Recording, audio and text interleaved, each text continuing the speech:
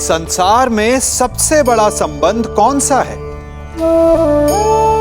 अब आप पूछेंगे कि यह कैसा प्रश्न हुआ? इसका उत्तर तो बड़ा सरल है, यही ना? परंतु इस प्रश्न के भी कई उत्तर हैं। कोई कहेगा माता और पुत्र का संबंध, तो कोई कहेगा पिता पुत्री का संबंध, तो कोई पति पत्नी का, और तो कोई भक्त और भगवान का संबंध।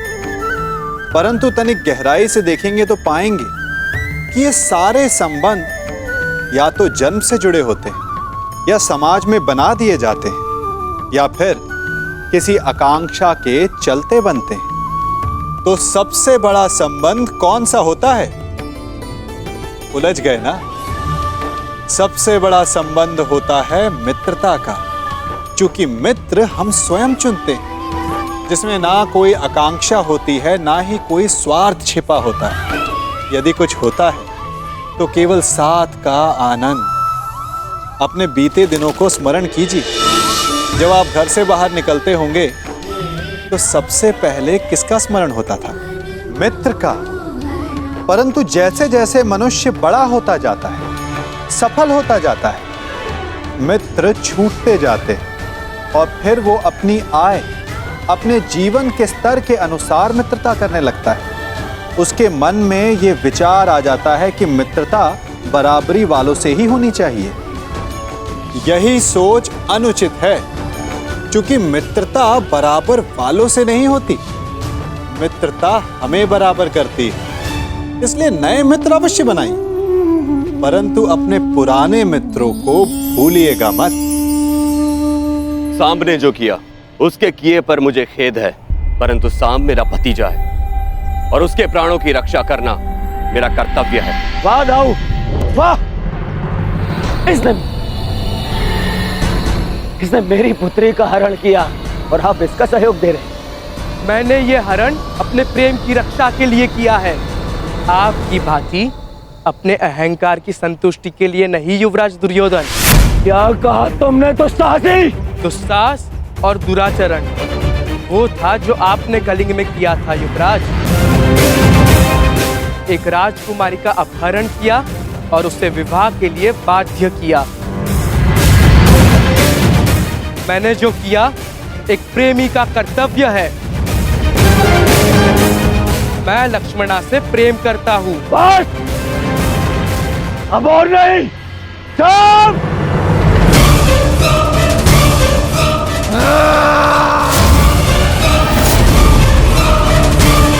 रुक जाओ दुर्योधन।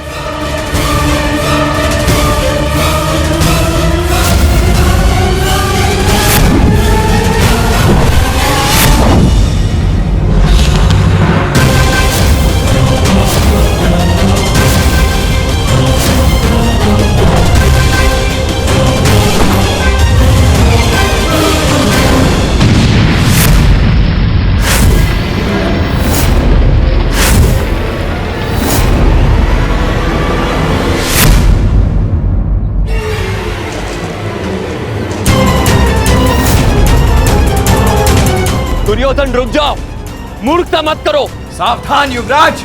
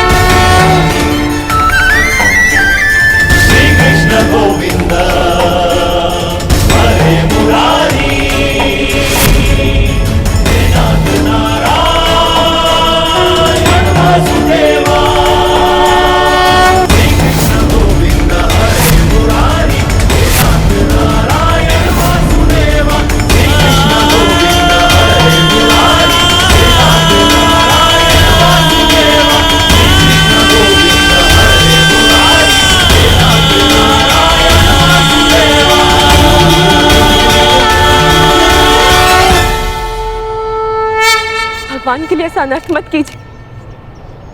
मेरे लिए किसी का रक्त मत बहाइए। किसी का रक्त नहीं बहेगा। अब मेरी पुत्री मेरे समक्ष आ गई है, किसी का रक्त नहीं बहेगा।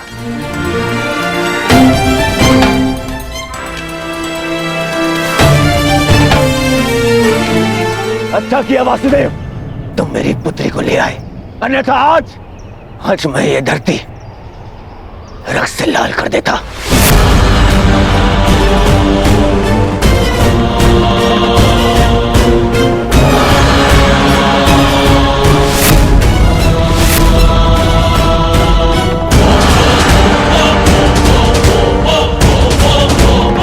अब यहां हम एक क्षण नहीं रुकेंगे, एक क्षण नहीं, चलो। और हाँ वासुदेव,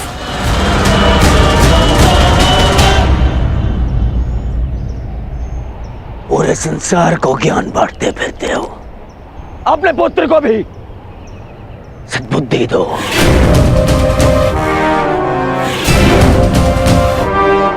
अब दोबारा उसने ऐसा दुस्साहस किया तो मुझे सौगंध है गुरु बलराम की, यदि वो स्वयं भी मेरे सामने आ गए तो भी मैं तुम्हारे पुत्र को क्षमा नहीं करूंगा।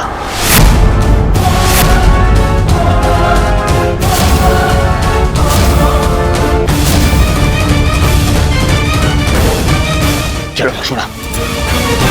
नहीं पिताश्री,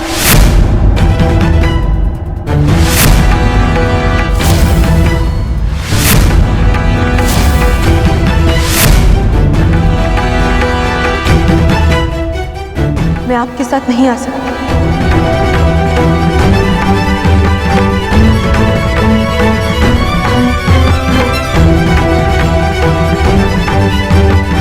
मैं जानती हूँ कि ये सब जो भी हुआ उससे बहुत बड़ा संकट खड़ा हो गया, परंतु अब और नहीं पिताश्री।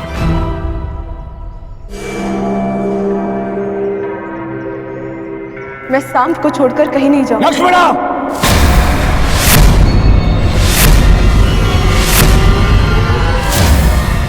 हाँ पिताश्री,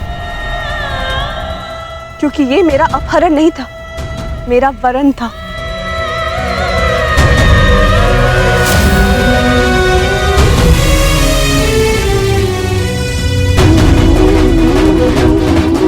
मैं सांब के साथ स्वयं अपनी इच्छा और सहमति से आई।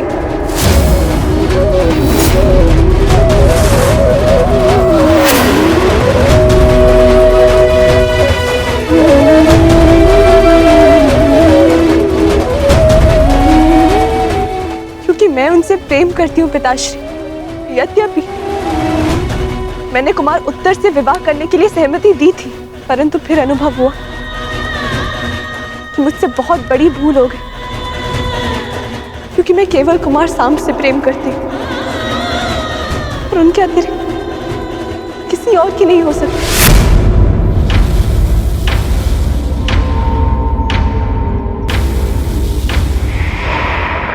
पिताश्री, मैंने आपको इस विवाह के लिए मनाने का बहुत प्रयास किया, परंतु जब लगा कि आपको मना पाना संभव नहीं होगा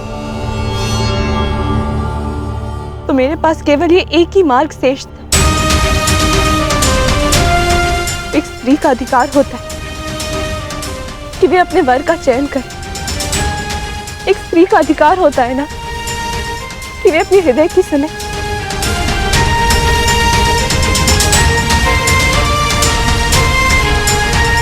मैं केवल अपना अधिकार और अपना प्रेम पाना चाहती थी पिताश्री।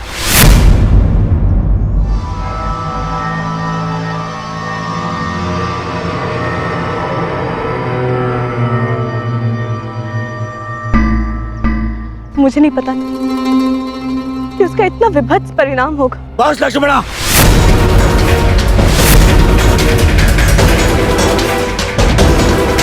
तुम्हारी मति तो नहीं मारी गई। मैंने तुम्हें पहले भी कहा था कि मुझे वासुदेव से संबंध स्वीकार नहीं है।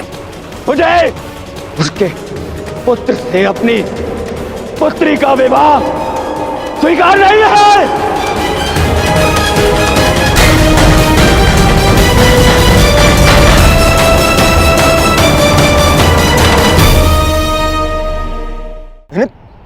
मैंने तुम पर विश्वास किया लक्ष्मण, और तुमने ये किया। मुझे तुमसे ऐसी आशा नहीं थी पुत्री, नहीं थी ऐसी आशा।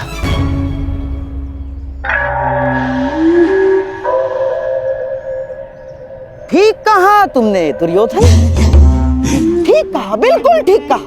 किस पिता को यह आशा होती है कि उसकी पुत्री सबके सामने अपने पिता से यह कहे कि उसने चुना हुआ वर उसे स्वीकार नहीं।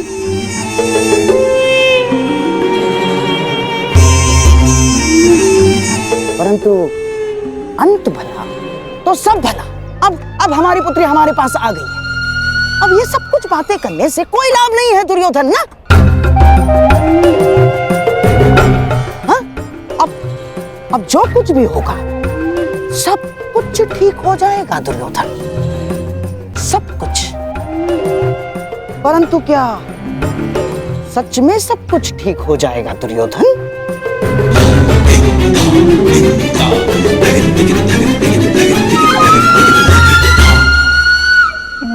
हाँ, हो ही जाएगा। हाँ, यदि हमारी लक्ष्मणा कोई सामान्य कन्या होती तो लोग हमारी लक्ष्मणा के विषय में टिप्पणियां करते, परंतु किसमें इतना साहस है कि हस्तिनापुर के युवराज की पुत्री लक्ष्मणा के विषय में टिप्पणी करे ना। चलो चलो हमारी लक्ष्मणा को लेकर घर चलते, आओ चलो चलो।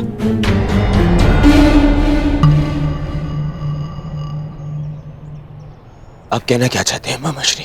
जो तुम सुनना नहीं चाहते, जो तुम समझना नहीं चाहते हो दुर्योधन।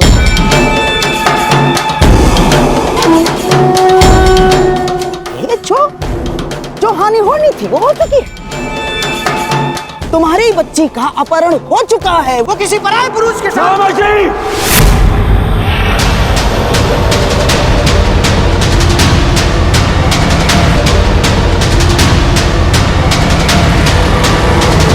चीखो मत दुर्योधन, मेरी बात समझने का प्रयास करो केवल। अरे ऐसा नहीं है कि मुझे अपनी बच्ची लक्ष्मणा के चरित्र पर संदेह है ना। परंतु इस समाज का क्या, इस जनमानस का क्या? जो जनता माता सीता पर लांछन लगा सकती है, वो क्या हमारी बच्ची को ऐसे ही क्षमा कर देगी? मामाश्री! ना, हाँ? ऐसे क्षमा नहीं करेगी दुर्योधन।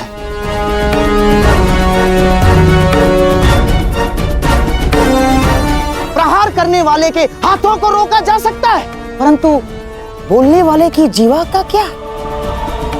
जीवा को कैसे रोक सकते हो तुम? दुर्योधन, जब प्रभु रामचंद्र जी ने माता सीता का परित्याग कर दिया तो इस द्वापर, इस कलियुग के संधि समय में कौन ऐसा विराट पुरुष होगा, कौन ऐसा आदर्श पति होगा जो हमारे लक्ष्मणा का हाथ थामेगा?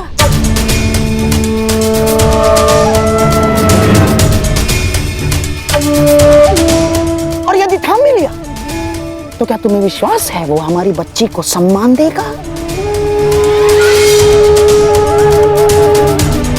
कि कभी क्रोध में वो हमारी बच्ची को लांछन नहीं लगाएगा, हमारी बच्ची के चरित्र पर उंगलियां नहीं उठाएगा? वो है तुम्हें विश्वास?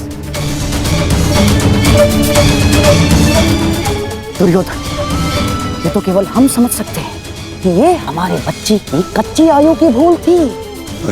परंतु क्या ये समाज हमारी बच्ची को स्वीकार करेगा दुर्योधन?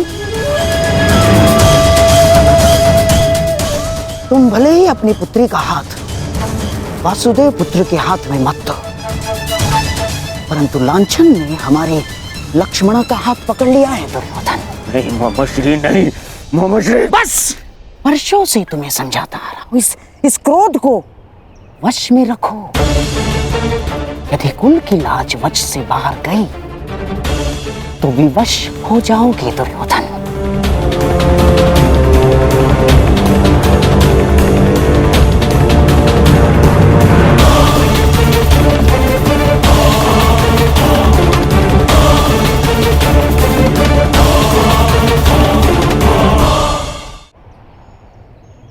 क्यों अंगराज, आपको क्या लगता है मनुष्य को अपने कर्मों का परिणाम भुगतना नहीं पड़ता है? क्या उसके कर्म ये सिद्ध नहीं करते हैं कि उसकी कीर्ति थी या अपकीर्ति?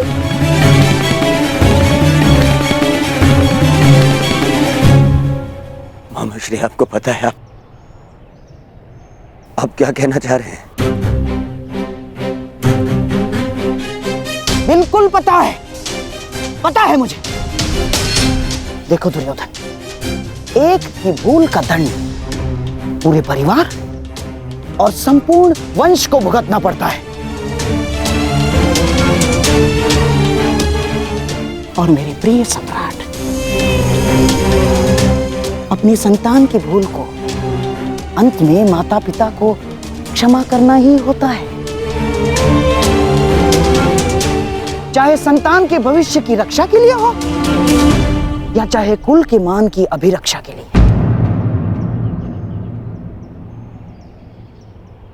अब हमारे पास केवल एक ही मार्ग शेष है, लक्ष्मणा और साम का विवाह।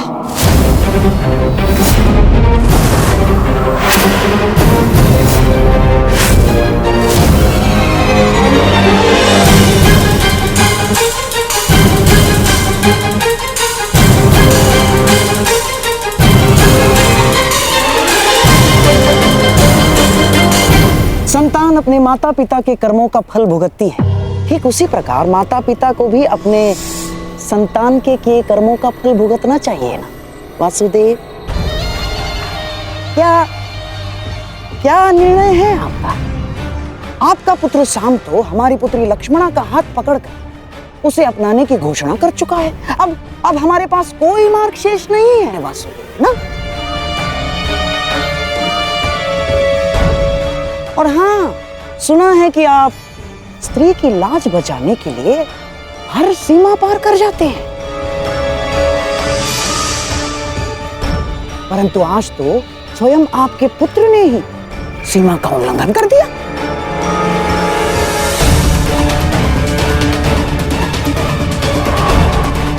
अब क्या आप इस भूल को सुधारेंगे वासुदेव?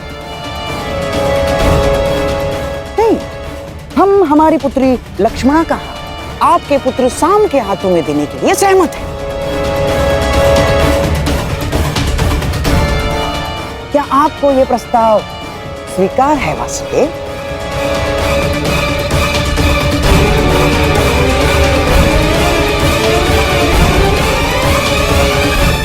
क्या आप हमारी पुत्री लक्ष्मणा को भी काशी कन्या अंबा की गति देना चाहते हैं?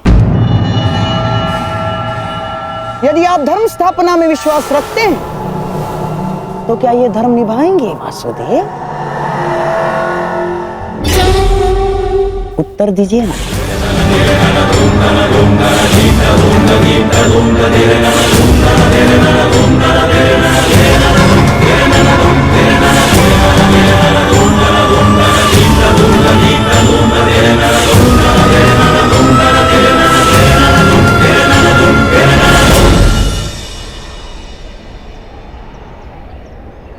मैं तो सदा प्रेम का समर्थक रहा हूं गांधार राज,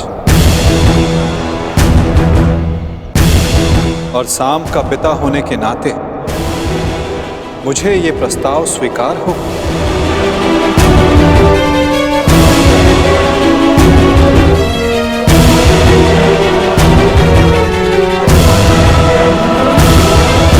परंतु ये प्रस्ताव कन्या के पिता की ओर से होना चाहिए।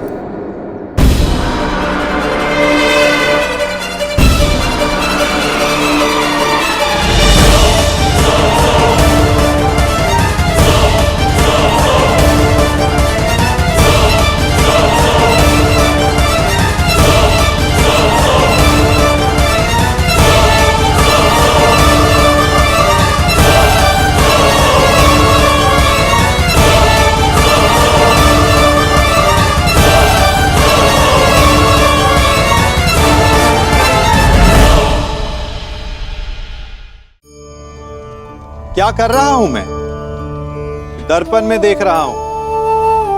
आप लोग भी प्रतिदिन देखते होंगे, परंतु प्रतिदिन अपना मुख देखने के बाद भी उस पर लिखी एक बड़ी सीख देखना भूल जाते हैं। अब आप कहेंगे कैसी सीख? तो जाइए, एक बार फिर से दर्पण के सामने जाइए और मुख खोलकर देखिए, क्या दिखेगा? दंत पंक्ति और जीभा, है ना? अब विचार कीजिए, दंत जन्म के पश्चात आते हैं, एक नहीं 2 बार आते हैं, परंतु मृत्यु से पूर्व नष्ट हो जाते हैं। और जीभा जन्म से पहले से होती है, परंतु मनुष्य के मृत्यु के पश्चात भी उसके अस्तित्व में रहती है ना आश्चर्य की बात? दंत कठोर होते हैं, जीभा कोमल, परंतु फिर भी दंत नष्ट हो जाते हैं, जीभा नहीं होती। यही रहस्य है कि हठी और कठोर लोग शीघ्र नष्ट होते हैं और कोमल लचीले आवश्यकता के अनुसार स्वयं में परिवर्तन ला सकने में सक्षम लोगों का ही अस्तित्व रहता है। अर्थात परिस्थितियों के अनुसार स्वयं को लचीला बनाना सीखिए और आपका जीवन सरल हो जाएगा। साम का पिता होने के नाते मुझे ये प्रस्ताव स्वीकार हो।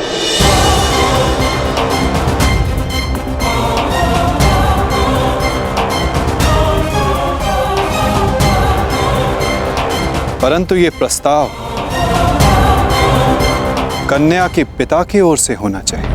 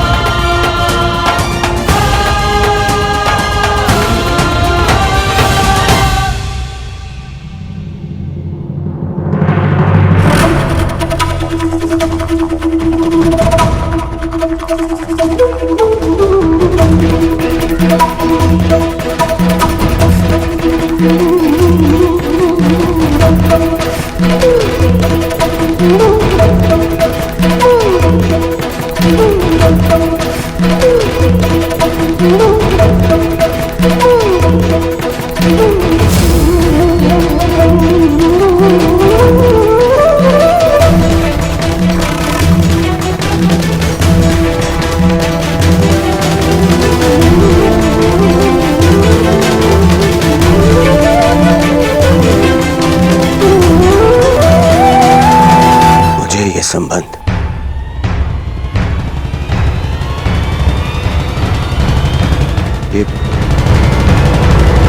ये संबंध स्वीकार है।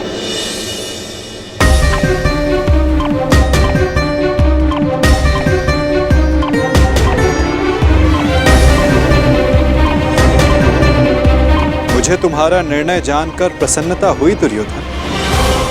शुभस्य शीघ्रम। अब चलो विवाह का प्रबंध करते हैं।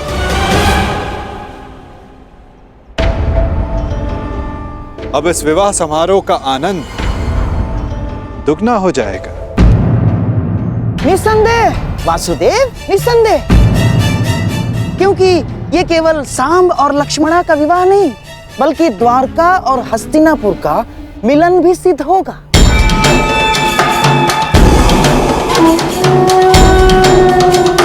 चलिए चलकर विराट राज से क्षमा मांगते हैं।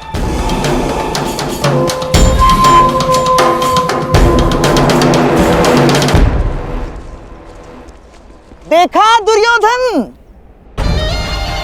मनुष्य का भाग्य कैसे बदलता है। हम यहाँ आए थे अर्जुन के पुत्र के विवाह में सम्मिलित होने, और देखो द्वारका और हस्तिनापुर का संबंध कर बैठे।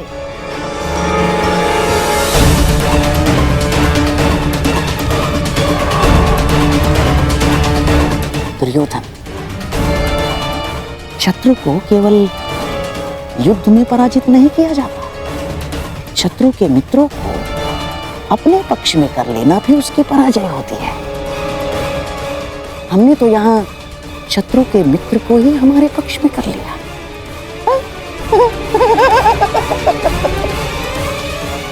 अब द्वारका और हस्तिनापुर संबंधी हो गए हैं। अब मुझे किसी युद्ध की चिंता नहीं ना।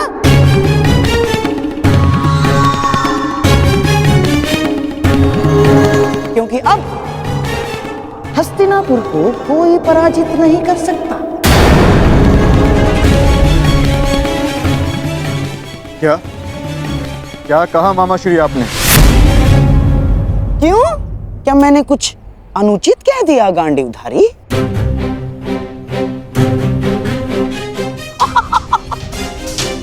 वासुदेव, आप ही बताइए ना, जब एक पुत्र अपने पिता का संचित राज्य भोग सकता है, तो क्या पिता अपने पुत्र के कर्मों का फल नहीं भोग सकता? वासुदेव,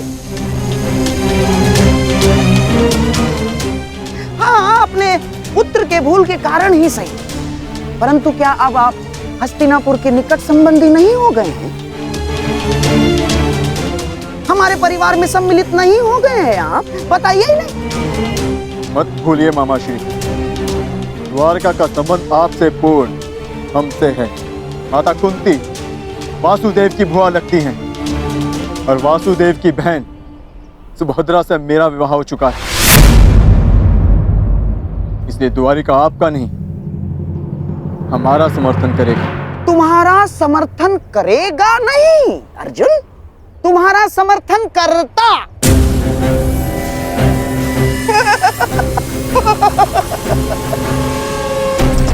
यदि लक्ष्मणा का विवाह शाम के साथ निश्चित नहीं हुआ होता तो अर्जुन,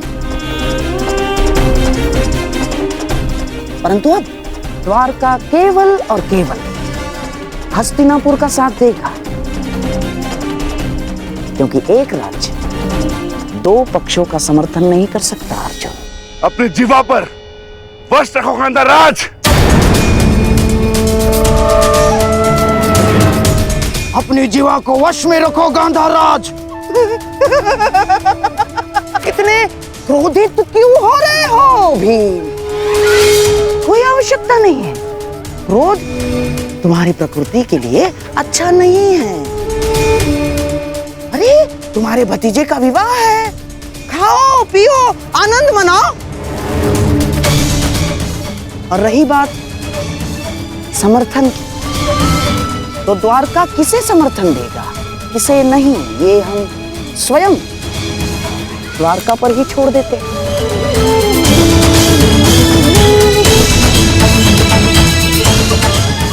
अब तो स्वयं वासुदेव ही बता सकते हैं कि वो किसका समर्थन करेंगे।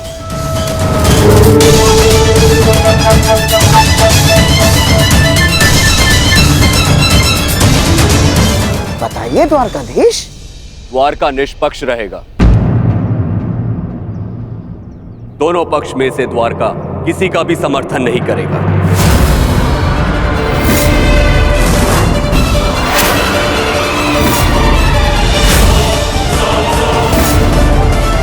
ये मेरा निर्णय है। जहां दोनों पक्षों में अपने ही संबंधी हो, वहां भाग लेने से अपनों को ही क्षति होगी। इसलिए द्वारका ना ही किसी युद्ध में भाग लेगा और ना ही किसी का समर्थन करेगा। उत्तम विचार, परंतु ये तो आपका स्वयं का निर्णय है ना महाबली। द्वारका का निर्णय तो तब माना जाएगा जब दोनों भाई यानी आपके साथ साथ वासुदेव भी इस निर्णय को स्वीकार करेंगे, है ना वासुदेव? कृष्ण भी इस युद्ध में भाग नहीं लेगा। तो आपका क्या कहना है वासुदेव?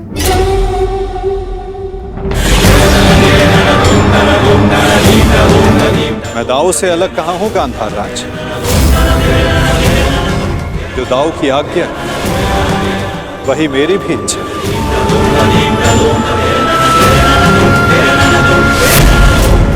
द्वारिका इस युद्ध में भाग नहीं लेगा।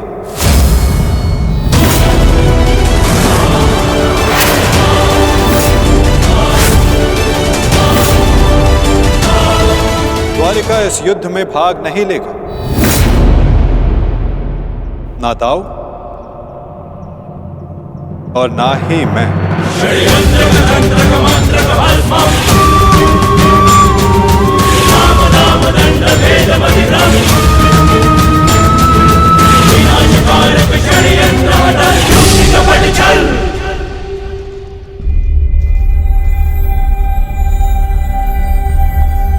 कैसी रही वासुदेव? बहुत ही अच्छी चाल खेली है गांधार राज, और निश्चित रूप से इस बार विजय भी आप ही की हुई।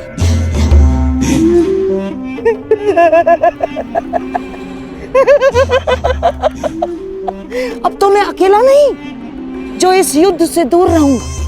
अब तो आप भी इस युद्ध में भाग नहीं ले पाएंगे वासुदेव। हमारे पास अब बहुत समय है खेल खेलने का, है ना वासुदेव? और हाँ, ये तो मैं भूल ही गया, अब हम संबंधी हो गए हैं वासुदेव। और कन्या पक्ष के लोग वर पक्ष को कुछ उपहार देते हैं, कुछ भेंट देते हैं। मैं आपको ऐसी भेंट दूंगा जो आपको समय बिताने के लिए काम आएगी वासुदेव।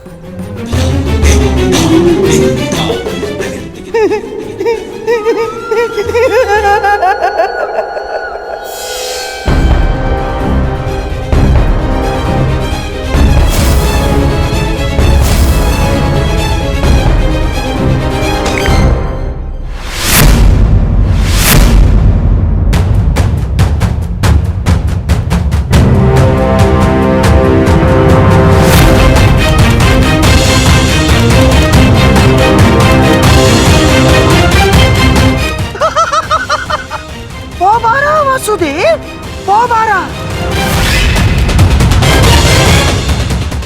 ये भेंट सदैव आपको अपनी पराजय स्मरण कराती रहेगी वासुदेव।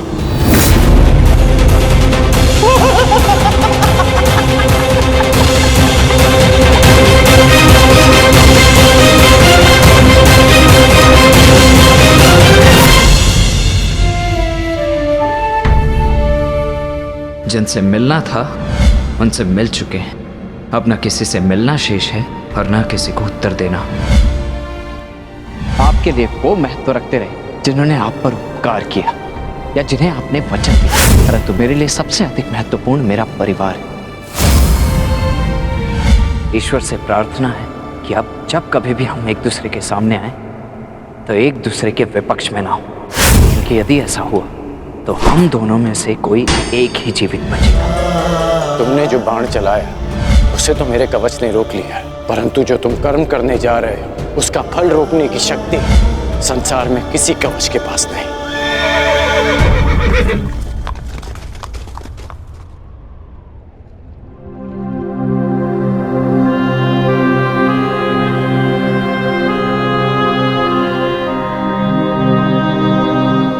तुम यहाँ क्या कर रहे हो पुत्र? आज तुम्हें अपने मित्र के साथ होना चाहिए, उसके पास होना चाहिए। आज शाम का विवाह है, उसके जीवन का विशेष अवसर है, तुम्हें उसके समीप होना चाहिए पुत्र।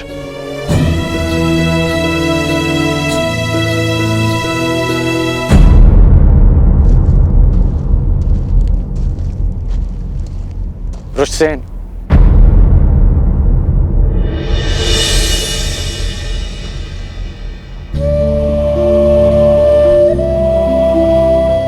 अपनी प्रतिक्रिया नहीं दी तुमने। मेरी ओर देखो पुत्र, मैं तुम्हारी मन की व्यथा, उसकी व्याकुलता को समझता हूं।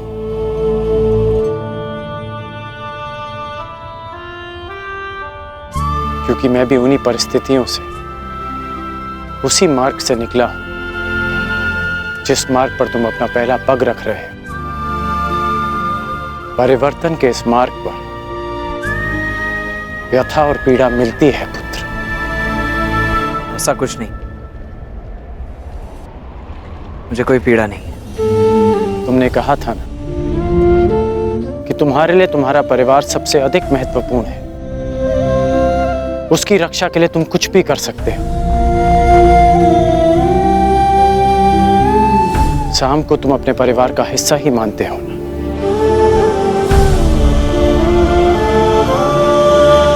इसलिए उसकी रक्षा के लिए तुमने अपने पिता पर वार किया।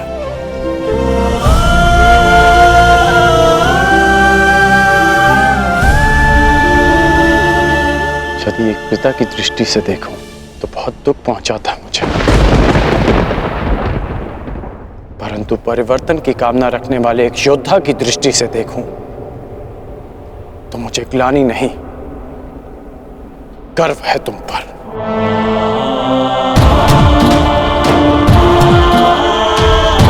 जो दुख और पीड़ा तुम अभी अनुभव कर रहे हो, वही दुख वही पीड़ा मैं अनुभव कर चुका हूं पुत्र।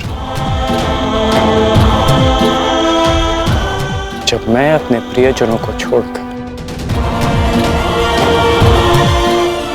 परिवर्तन के मार्ग पर चला गया,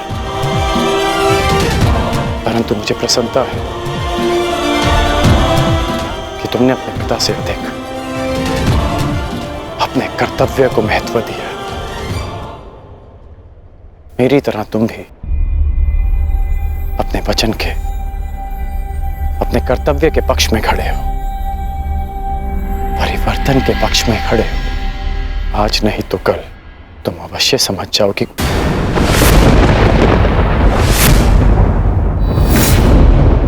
प्रसन्न होने की आवश्यकता नहीं है। मैं आपकी भांति नहीं और ना ही आपके किसी भी तर्क से सहमत हूं।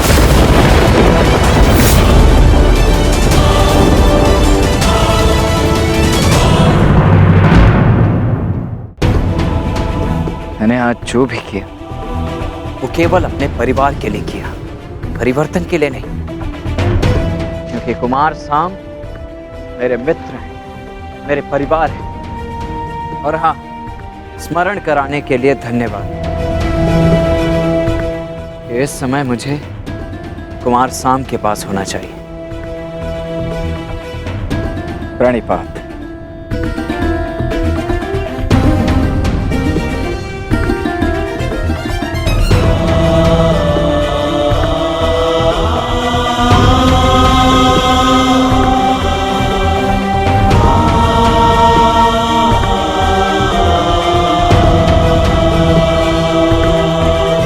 आज ना सही, परंतु एक दिन तुम अवश्य समझोगे कि तुम जाने अनजाने अपने पिता के मार्ग पर ही चल रहे हो। और जिस दिन तुम ये समझ जाओगे, उस दिन मुझे वो परिवर्तन मिल जाएगा जिसकी मैं जीवन भर साधना करते आया हूं। सुमंगलीरियं वधूरिमां समेत पश्यत् सौभाग्यस्मै दत्वाया हस्तं विपरेतन् गृह्णामि ते सौभगत्वाय हस्तं मया पत्या जरादष्टे यथ सः।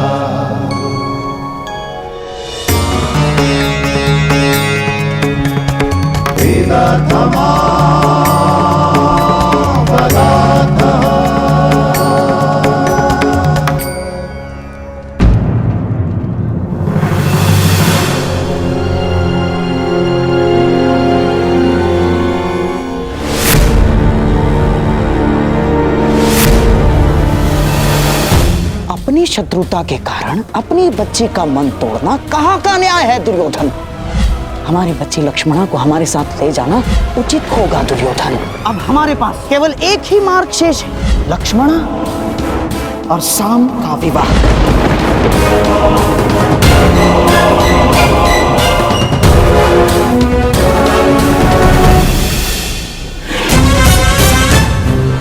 दुर्योधन को क्या हो गया है?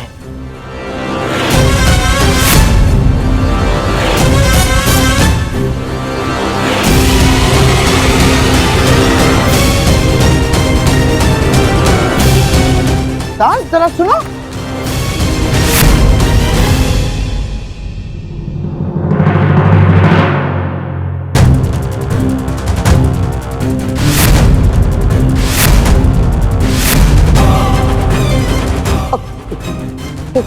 क्या क्या क्या हुआ दुर्योधन? क्यों विवाह समारोह छोड़कर यहाँ क्या कर रहे हो? ईश्वर की कृपा से सब कुछ ठीक ठीक हो रहा है दुर्योधन। ईश्वर की कृपा से या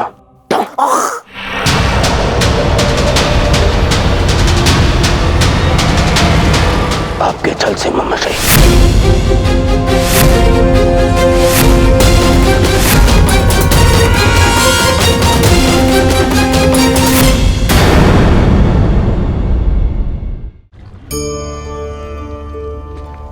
एक पिता होने के नाते आप अपनी संतान के लिए क्या करते हैं?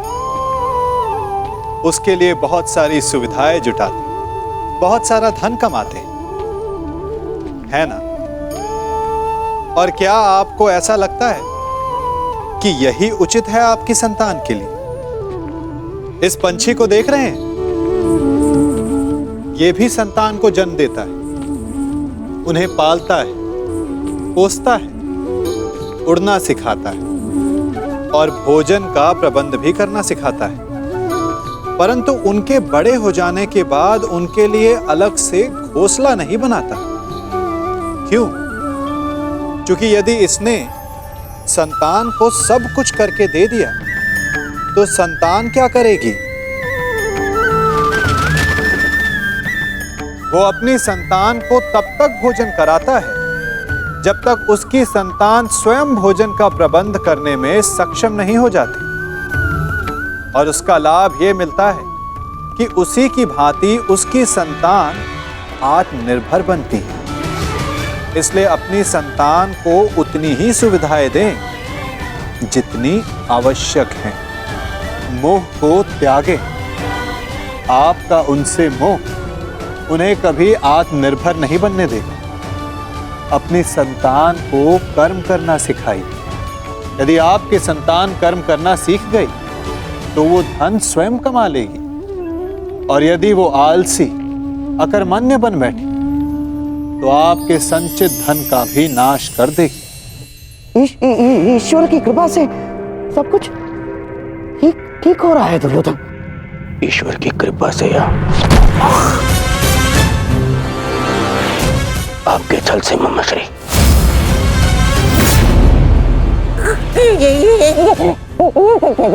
क्या कर रहे हो ये?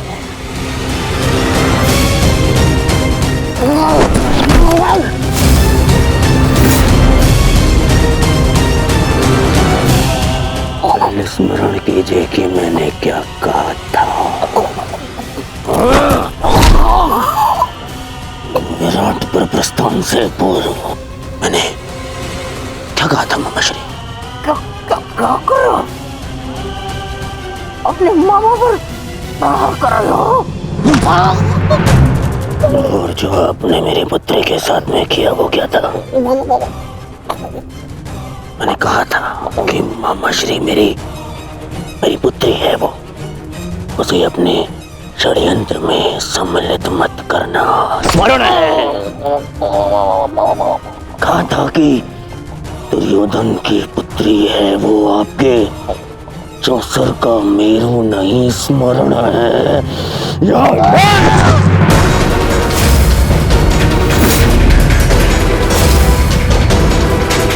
छल किया आपने मेरे साथ।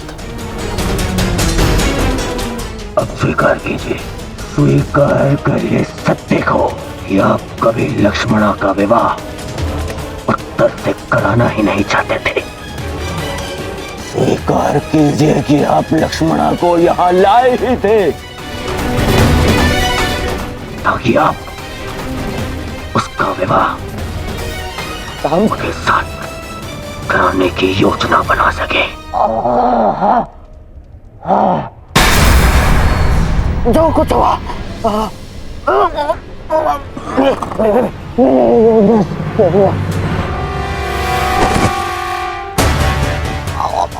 परंतु क्यों? आपसे अच्छा कोई नहीं जानता कि मैं कृष्ण से कितनी घृणा करता हूँ। फिर भी आपने मेरी पुत्री का विवाह उस रणछोड़ के पुत्र से करवाने की योजना बनाई।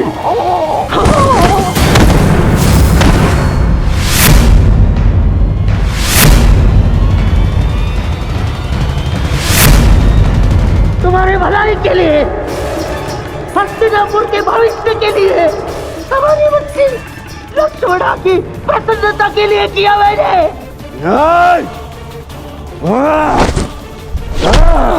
बस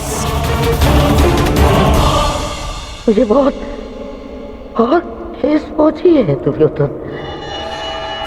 जिस भांजे के लिए मैंने अपना राजपाट, अपनी प्रजा सबका त्याग करके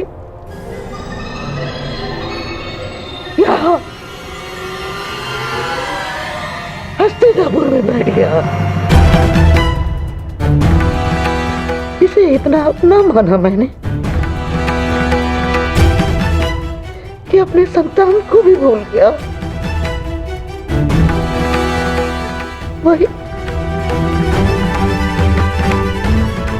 वही आज मेरे प्राण लेने निकला है दुर्योधन। मैंने ये सब इसलिए किया कि होने वाले महायुद्ध में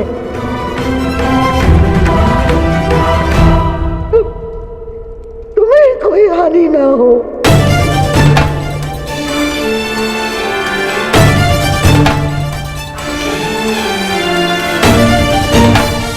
ऐसे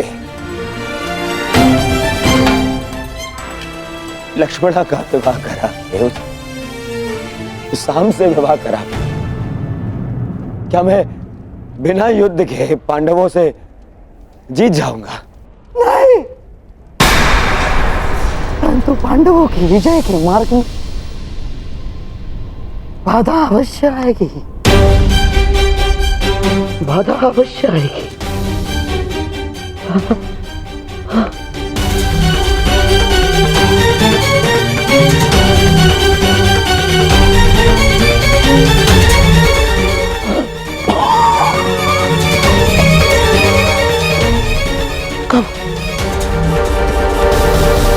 कब समझोगे तुम?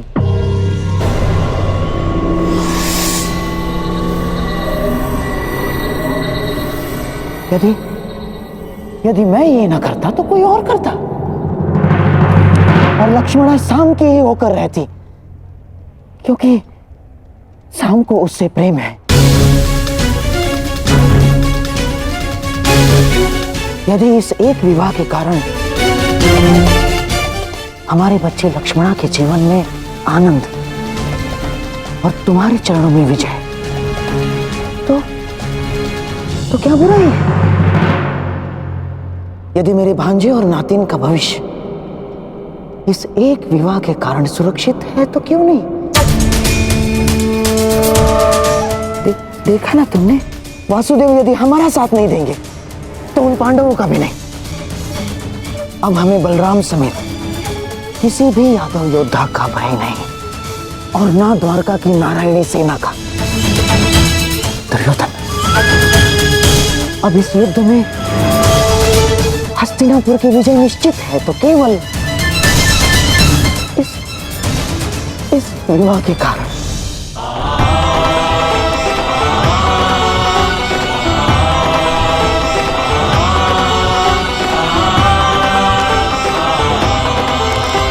देखो कान्हा, भाग्य किस प्रकार बदलता है। कुछ ही समय पहले हम द्यूत खेल रहे थे और कुछ ही समय पश्चात हमारे भतीजे का विवाह हम देख रहे हैं। अरे इन सब में तो हमें स्मरण ही नहीं रहा कि हमारा द्यूत अभी भी अपूर्ण है। माना कि मैं विजय के निकट हूं, परंतु प्रयास करोगे तो तुम अभी भी जीत सकते हो।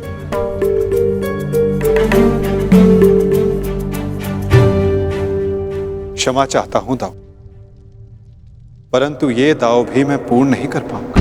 क्यों? क्या हुआ? चूंकि महायुद्ध की भांति हमारे दाव की स्थिति भी विकट है, और विकट स्थिति में भाग नहीं लेना चाहिए। इसका आदेश आपने ही मुझे दिया है ना दाऊ?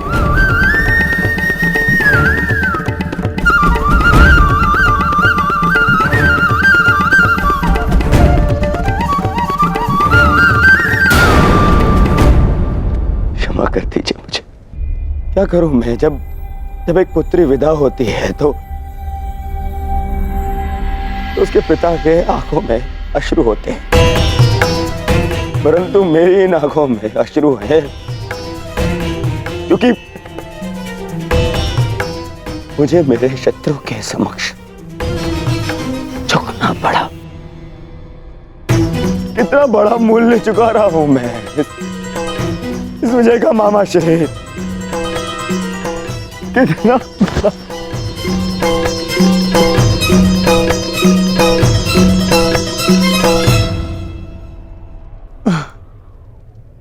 संसार में ऐसा कुछ भी नहीं दुर्योधन जो बिना मूल्य चुकाए मिल जाए। जीवन का मूल्य चुकाना पड़ता है, भोजन का मूल्य चुकाना पड़ता है। ठीक उसी बात है, पराजय और विजय का भी मूल्य चुकाना पड़ता है दुर्योधन। और अब ये जो युद्ध होने वाला है, ये केवल युद्ध नहीं है, महायज्ञ है। ये महायज्ञ, इसमें बड़ी बड़ी आहुतियां देनी पड़ेंगी दुर्योधन। हम पांडवों से उनकी पराजय का मूल्य वसूलेंगे, अवश्य वसूलेंगे।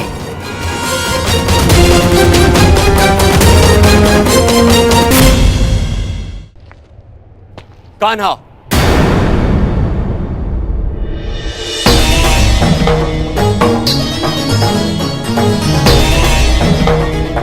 तो तुम मुझ पर यह आरोप लगा रहे हो कि मैंने तुम्हें तुम्हारी इच्छा के विरुद्ध रोका है? नहीं दाऊ, मैं आप पर कोई आरोप नहीं लगा रहा। नहीं लगा रहे हो, तभी तुम हमारे अधूरे खेल को इस युद्ध से जोड़कर देख रहे हो। नहीं दाऊ, मैं तो ऐसे ही एक खेल के परिणाम के विषय में बात कर रहा हूं जो आज से 13 वर्ष पूर्व हस्तिनापुर में हुआ था। मैं तुम्हारे शब्दों का अर्थ भली भांति जानता हूं कान्हा। तो क्या अर्थ है मेरे शब्दों का?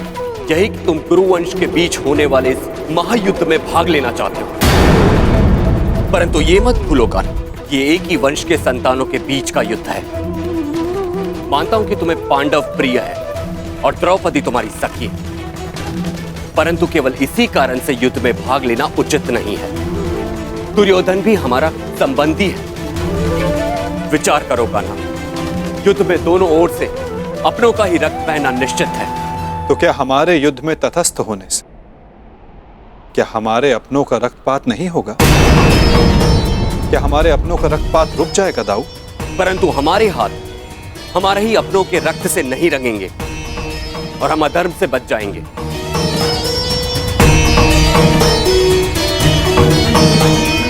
हाँ दाऊ, हमारे युद्ध में तटस्थ रहने से हम इस रक्तपात से अवश्य बच जाएंगे, परंतु क्या हम उनकी रक्षा कर पाएंगे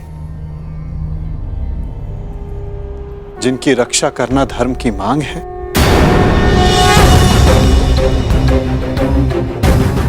क्या नदी की धारा में किसी को डूबते देखना धर्म है दाऊ, या उसे बचाने का प्रयास करना? यदि धारा को बदलना है तो वस्त्र के भीगने का भय त्यागना पड़ता है।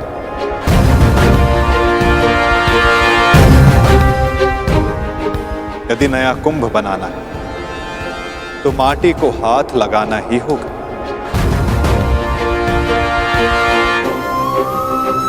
आप तो योद्धा हो दाऊ, क्या व्यू से बाहर रहकर व्यू को भेदा जा सकता है?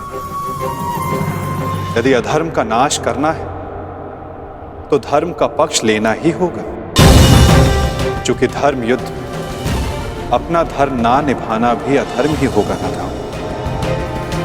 हमने पहले भी अपने संबंधी के रक्त से अपने हाथों को रंगा है ताकि निर्दोष जनों रक्त के अश्रु ना बहाने पड़े। मामा का स्मरण है ना दाऊ? जो भी होगा ना, मैं इस युद्ध में भाग नहीं लूंगा। मैं आपको इस युद्ध में सम्मिलित होने के लिए बाध्य कर भी नहीं रहा हूं दाऊ। आपके निर्णय का पालन कर, आपके वचन का मान रखना मेरा धर्म है, जिसे मैं पूर्ण अवश्य करूंगा दाऊ।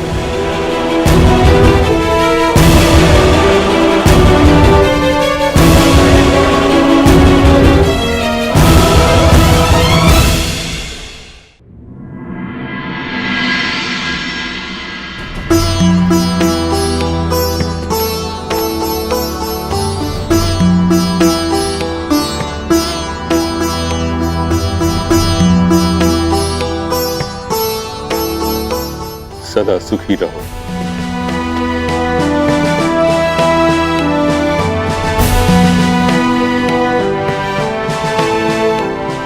पुत्रवती भव।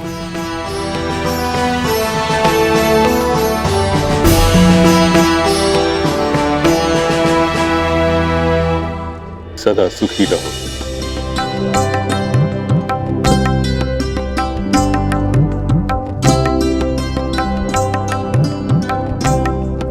पुत्रवती भव।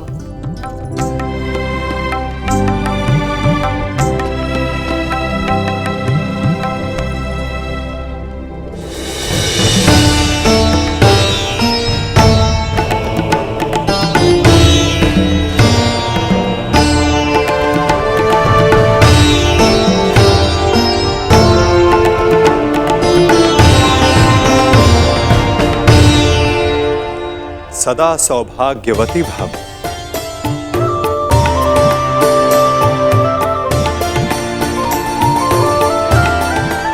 पुत्री लक्ष्मणा, मुझे बहुत प्रसन्नता हुई कि तुम्हारे पिता ने कन्या की स्वतंत्रता का मान रखा।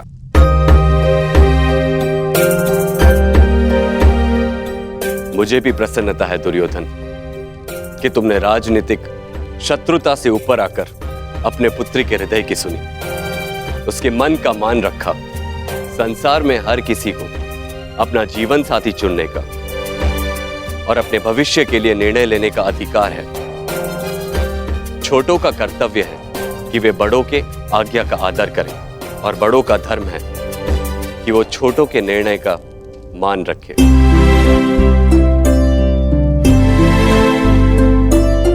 और मैं भी आज यही करने जा रहा हूं।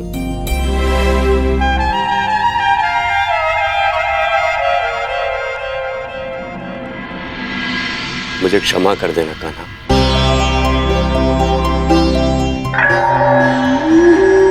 मैंने अपने अधिकार का अतिक्रमण किया। तुम्हारी ओर से मुझे निर्णय लेने का कोई अधिकार नहीं था।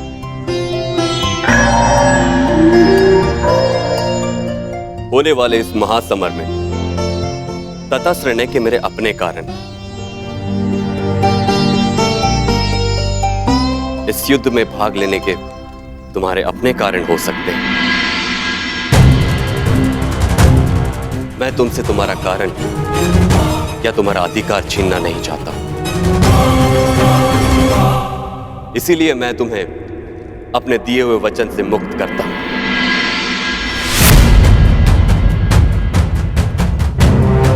और युद्ध में तुम्हें किस पक्ष में जाना है, उसका निर्णय तुम स्वयं ले सकते हो।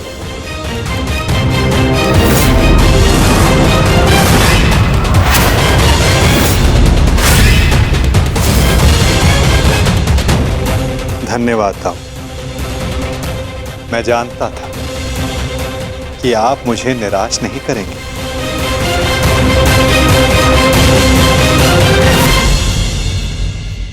वासुदेव, हम दोनों ही आपके संबंधी हैं। आप किसके पक्ष में रहेंगे?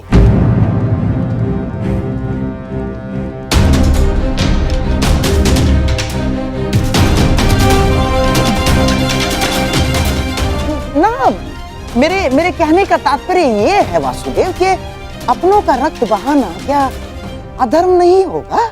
धर्म का समर्थन ना करना मेरे विचारों के अनुसार अधर्म है गांधार राज। जो सक्षम हो, आवश्यकता पड़ने पर उसे धर्म युद्ध में आगे बढ़ना चाहिए। और मैं इस धर्म युद्ध में सम्मिलित होऊंगा।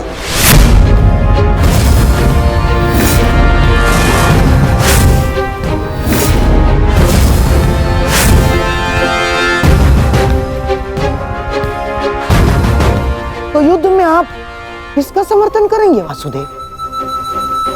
हमारा या पांडवों का?